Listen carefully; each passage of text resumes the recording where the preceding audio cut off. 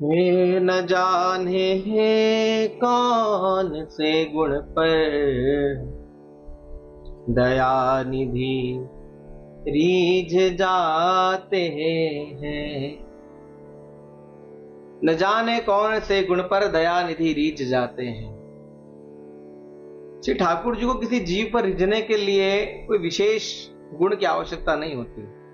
उनको तो कृपा जिस पर करनी हो वो स्वयं ही उसके अच्छे बुरे सभी कार्यों को अपना गुण, उसका गुण बना लेते हैं और उसे ग्रहण कर लेते हैं। ऐसे ही एक भक्त हुए जिन पर श्री ठाकुर जी बड़े रीझे हैं।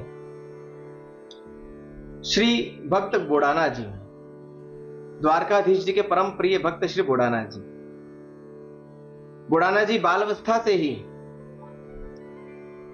हर एकादशी के दिन श्री द्वारकाधीश के दर्शन को जाते हैं। डंकोर ग्राम में जब वो विराजते तो वहां से पैदल चलकर आते और श्री द्वारकाधीश के दर्शन करते। मगर आते तो ऐसे नहीं आते कि साधारण चलकर आ रहे हैं। अपने हाथों में तुलसी को रोपित करते हैं, शुद्ध आचरण के साथ, शुद्ध मन के साथ, शुद्ध व्यवस्थाओं के साथ। हाथ को 15 दिन तक ऐसे ही रखकर द्वारकाधीश के दर्शन को आते हैं। चाहे कितने भी काम आ जाए घर पे, सब काम छोड़ देते मगर द्वारकाधीश के दर्शन को जाते। पैद यात्रा करते हुए ठाकुर जी के सामने पहुंचकर जब ये 15 दिन में रोपित हो जाती तो इसमें तुलसी दल निकालकर श्री ठाकुर जी को अर्पित करते। ऐसे भक्त श्री बोडाना जी 72 वर्षों तक वो हर एकादशी श्री ठाकुर जी के दर्शन को आते। वृद्धावस्था आ गई, बड़े अस्वस्थ होने लगे तो एक दिन ठाकुर जी को जाकर कहते, ठाकुर जी अब बड़ा अस्वस्थ हो गया हूं, आने की नहीं बनती, आप इस दास पर कोई कृपा तो करो। मेरा मन बड़ा बेचैन रहता है आपके दर्शन के बिना। मैं एकादशी के पूर्व ये दिन कैसे बिताता हूं ये मैं ही जानता हूं, आप कृपा करो मुझ पर। तो भगवान बोडाना जी को कहते हैं कि बोडाना जी अगली बार जब आओ तो बैलगाड़ी लेकर आना। अच्छा, हम लोग देखो, हम लोग कहीं जाना हो तो अनेक व्यवस्था देखते हैं। अभी हमको बद्र विशाल कथा में जाना है। अब बद्र विशाल कथा है तो व्यवस्था सभी, बेड होना चाहिए, बस ऐसी होना चाहिए, कार ऐसी होना चाहिए, ये व्यवस्था वो व्यवस्था, गर्म पानी, ये पानी, सब चीजें हैं। मगर भगवान क्या कह रहे हैं बोडाना जी को, बोडाना जी आप तो बैलगाड़ी लेकर आ जाइए, हम बैलगाड़ी में ही चलेंगे आपके साथ। बोडाना जी ने कहा, प्रभु आप द्वारका छोड़कर कैसे जाएंगे, यहाँ के भक्तों का क्या होगा। बोले नहीं, अब तो मैं आपके साथ ही चलूंगा। बड़े प्रसन्न हुए। अगली एकादशी को जब आए तो बैलगाड़ी लेकर आए। ठाकुर जी को कहा, ठाकुर जी ये द्वारकाधीश, मैं बैलगाड़ी लेकर आ गया हूं, अब आज्ञा करें कब चलना है। उन्होंने कहा आज रात्रि में चलेंगे। रात्रि हुई, सब पट आदि बंद किए ब्राह्मण जनों ने और सब शयन की ओर चल दिए। ठाकुर जी ने बुढ़ाना जी के लिए सब द्वार खोले, हल्के हो गए और बुढ़ाना जी लेकर अपने बैलगाड़ी में लेकर ठाकुर जी को चल दिए। जब ठाकुर जी को लेकर चल दिए तो कुछ दूर तक ठाकुर जी ने बैलगाड़ी हाकी और जब थोड़ा प्रातः काल का समय आने को हुआ, ठाकुर जी थोड़ी थकान लगने लगी तो उन्होंने कहा, बुढ़ाना जब आप चलाइए मैं बैठता हूं। और भगवान ऐसी उबासी ले रहे थे तो बीच में एक नीम का पेड़ आया और नीम के पेड़ को भगवान ने उसकी डगाल को पकड़ा, जो ही भगवान ने स्पर्श किया सोई वो कड़वी नीम भी, उसकी जो डगाल है वो मीठी हो गई। आज भी वह मीठी है। सोचिए, क्यों हो भी ना वो मीठी क्यों ना हो। भगवान ने पूतना का स्पर्श किया तो जब उसका दाह संस्कार किया गया तो दाह संस्कार करते समय अगर की खुशबू उत्पन्न हुई है। भगवान ने सारे पाप नष्ट कर दिए। तो ये तो नीम का वृक्ष था। हमारे गुजरात में पद गाया जाता है, हे आखा नीमड़ा में एक डाल मीठी, ते रण छोड़ रंगीला, ए रंगीला वो तो रंगीला, हे आखा नीम डाम एक डाल मीठी, रे रण छोड़ रंगीला। तो भगवान ने उसका स्पर्श किया तो वह मीठी हो गई। कुछ दूर आगे चले, भगवान प्रातः काल का समय हुआ तो पंडाजन, पुजारी जन आदि सब मंदिर में पहुंचे, देखा ठाकुर जी तो है ही नहीं। बड़े चिंतित हो गए कि अरे इतना बड़ा स्वरूप कैसे कोई लेकर जा सकता है? कोई छोटे से लड्डू गोपाल थोड़ी ना है कि जेब में रखेगा, पटके में डालेगा और लेकर चला जाएगा। अरे इतना बड़ा स्वरूप किसी ना किसी ने तो देखा होगा। पूछताछ की, पता चला कि भैया रात को बुढ़ानाथ जी बैलगाड़ी लेकर गए हैं और हमको ऐसा लगता है शायद उसमें ही होंगे। सैनिक और पुजारी गण भागे हैं और जब गए हैं तो वहां जाकर बुढ़ानाथ जी के पास जब पहुंचने ही वाले थे, ठाकुर जी ने बुढ़ानाथ जी को कहा कि बुढ़ानाथ जी ये गोमती तालाब में आप मुझे छिपा दीजिए।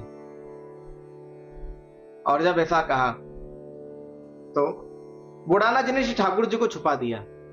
सेवक गण आए, पूछा, पुजारी जनों ने पूछा, अब ये ना झूठ बोल सके ना सच बोल सके। जब कुछ ना बोले तो क्रोध में आकर सेवक गण जो इन्हें मारने लगे। जब मारने लगे तो इनका रक्त बहने लगा। श्री ठाकुर जी को बड़ा कष्ट हुआ। मार भक्त को पड़ रही है मगर रक्त श्री ठाकुर जी का बह रहा है। किसी की नजर पड़ी तो देखा यहां रक्त क्यों बह रहा है। तभी श्री ठाकुर जी ने आवाज दी, आप रुक जाइए, मेरे भक्तों को मत मारिए, आप मेरे भक्तों को मत मारिए। आप मुझे तालाब से बाहर निकाले, मैं यही हूं। पुजारी जनों ने बाहर निकाला। भगवान से कहा, प्रभु हमसे कोई अपराध हुआ जो आप मुझे छोड़कर जा रहे हैं? अरे आपके भक्त क्या करेंगे? आप मंदिर में नहीं है तो हम किसकी पूजा होगी, किसको भेंट चढ़ाई जाएगी, किसको भोग लगाया जाएगा? आप है ही नहीं, क्या किया जाएगा? भगवान ने कहा, भैया ब्राह्मण जन तो धन के लोभी हो रहे हैं, दक्षिणा के लोभी हो रहे हैं। भगवान ने कहा, देखो अब हम तो नहीं जाएंगे, हम तो इनके साथ ही जाएंगे। तुम कहो तो तुम उनके, मेरे वजन इतना, आपको स्वर्ण दे देता हूं। सब ब्राह्मण एक दूसरे को देखने लगे, बोले हाँ चलेगा चलेगा, एक और कोई दूसरा स्वरूप बिठा देंगे अपन तो, आप तो रख लो। ठाकुर जी को कहा चाले चाले। ठाकुर जी ने कहा ठीक है।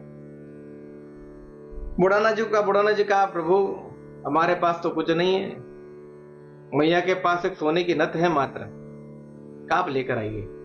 तराजू लगाया गया वहीं, और तराजू लगाकर जब भगवान एक तरफ बैठे और एक तरफ वो छोटी सी नथ जब रखी तो भगवान इतने हल्के हो गए कि वो नथ भी भारी हो गई भगवान से।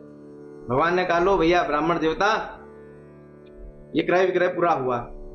अरे सब कहने लगे, अरे महाराज, अरे ठाकुर जी इतने से क्या होगा, अरे आप तो चलिए, आप तो चलिए। बड़ा निवेदन किया और अनशन पर बैठ गए। कहा, प्रभु ना तो अन्न खाएंगे ना जल पिएंगे, आपको लिए बिना नहीं जाएंगे। ठाकुर जी को दया आ गई। ठाकुर जी ने कहा, आज से 6 माह बाद सीढ़ी वाली जो कुआं है वहां पर खुदाई पे आपको एक सुंदर स्वरूप प्राप्त होगा, आप उसे ही विराजमान कर दीजिएगा। वो मेरा ही स्वरूप है, स्वयं मैं ही हूं। तब ऐसा कहकर भगवान ने उन ब्राह्मण देवताओं को विदा किया। और विदा कर कर जब 6 माह बाद खुदा गया तो वहां से एक सुंदर स्वरूप निकला, थोड़ा सा छोटा था, और वही द्वारका में विराजमान किया। और बुढ़ानाथ जी अपने ग्राम डंकोर में ठाकुर जी को लेकर आए। इतने दूर से भागकर भगवान द्वारका में विराजमान हुए। मथुरा छोड़ तो रणछोड़ राय कहलाए, रणछोड़ कहलाए, और द्वारका से भागे और डाकोर में आकर विराजमान हुआ तो यहां प्रभु का नाम हुआ श्री रणछोड़ राय। बोले रणछोड़ राय भगवान की जय। भगवान रणछोड़ राय यहां आकर विराजमान हुए। तो आज ठाकुर जी में आप दर्शन कर रहे हैं, ये वास्तविकता में मूल श्री द्वारकाधीश है। अब बुढ़ानाथ जी पर भगवान ने क्या कृपा करी है। बुढ़ानाथ जी पूर्व जन्म में गोकुल के एक चरवाहे थे, और ऐसे चरवाहे थे जो कृष्ण को मानते ही नहीं थे, बड़ा क्रोध रखते थे, घमंड रखते थे। होली का समय आया तो सब मित्रगण परिवारजन पूजन करने गए, मगर ये नहीं गए।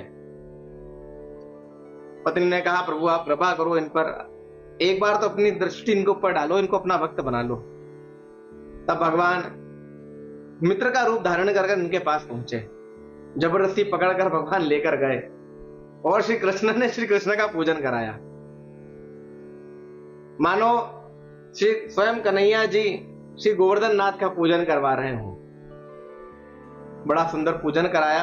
अगले दिन होली खेलने लगे दोनों मित्रगण, तो खेलते खेलते ठाकुर जी कुएं में गिर गए, नदी में गिर गए। और नदी में थे जब मित्र ने श्री विजयानंद जी ने बाहर निकाला तो देखा अरे तो स्वयं साक्षात श्री कृष्ण है। रुदन करने लगे, प्रभु मुझे क्षमा कर दीजिए, मुझे मेरे अपराध को क्षमा कर दीजिए, और बड़ा रुदन करने लगे। तो भगवान ने प्रसन्न होकर कहा कि मैं आपको एक वचन देता हूं, आपसे बड़ा प्रसन्न हूं। आज से 4200 वर्ष बाद गुजरात में आपका जन्म बुढ़ाना रूप में होगा, आप कृषि ही करेंगे, और यह जो आपकी वर्तमान पत्नी है भविष्य में यही आपकी पत्नी सुधा होगी, और आप मेरे परम वैष्णव भक्त होंगे, और आपके साथ मैं द्वारका से चलकर आपके द्वार पर पधारूंगा, आपके डाकों में पधारूंगा, आपके ग्राम पधारूंगा। तो ना जाने कौन से गुण पर दया निधि रीझ जाते हैं। सोचो घमंड करने वाले को पर भी भगवान रीझ गए हैं, उनको भी दर्शन दे दिए। न जाने कौन से गुण पर दया निधि रीझ जाते हैं।